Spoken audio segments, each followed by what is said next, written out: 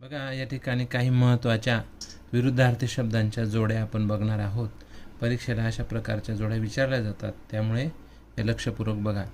सगळ्यात पहिले आहे उत्कर्ष, त्याची जोडी विरुद्धार्थाचा शब्द येणार अपकर्ष.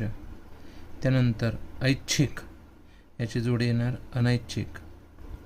कर्णमधुर म्हणजे ऐकायला चांगले वाटणारे, आणि त्याचं विरुद्धार्थी असतं कर्णकटू, त्याचाच कर्णकर्कश असं पण येऊ शकतं. त्यानंतर कृश म्हणजे बारीक हाडुकळा, त्याच्या विरुद्धार्थी शब्द आहे स्थूल म्हणजे जाड.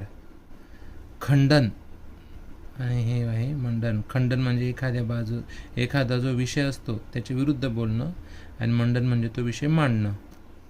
गमन आणि त्याचे विरुद्धार्थी आहे आगमन. गमन म्हणजे जाणे आणि आगमन म्हणजे येणे. त्यानंतर पुढचा शब्द आहे ग्राह्य आणि त्याज्य. ग्राह्य म्हणजे मान्य आणि त्याज्य म्हणजे अमान्य. जहाल आणि याच्या विरुद्धार्थी आहे मवाळ.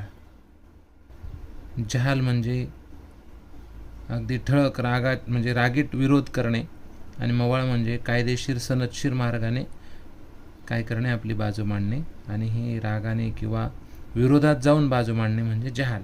ठीक आहे. आता पुढच्या जोड्या बघूया. जागृत, जागृत म्हणजे जागा, त्याच्या विरुद्धार्थी येणार निद्रिस्त. पराजित, त्याच्या विरुद्धार्थी येणार विजेता. तेजस्वी, याच्या विरुद्धार्थी येणार निस्तेज. प्रसरण, याच्या विरुद्धार्थी येणार आकुंचन. प्रसरण म्हणजे एखादी वस्तू पसरणे, आणि आकुंचन म्हणजे ती गोळा होणे. जसं मेण जर गरम केलं किंवा तेल गरम केलं तर ते पसरतं, आणि हिवाळ्यामध्ये तेच तेल गोठलेलं असतं बघा, त्याला आकुंचन म्हणायचं, बरोबर.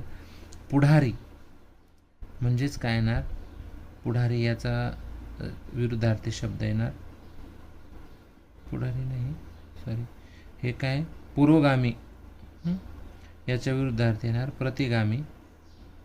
त्यानंतर पुढारी आणि अनुयायी, याच्या विरुद्धार्थी हा इथं अनुयायी आहे. आणि पौरात्य आणि पश्चिमात्य म्हणजे पूर्वेकडचे आणि पश्चिमेकडचे, अशी ही जोडी आहे. अशा पद्धतीने हे विरुद्धार्थाचे शब्द लक्षात ठेवायचे.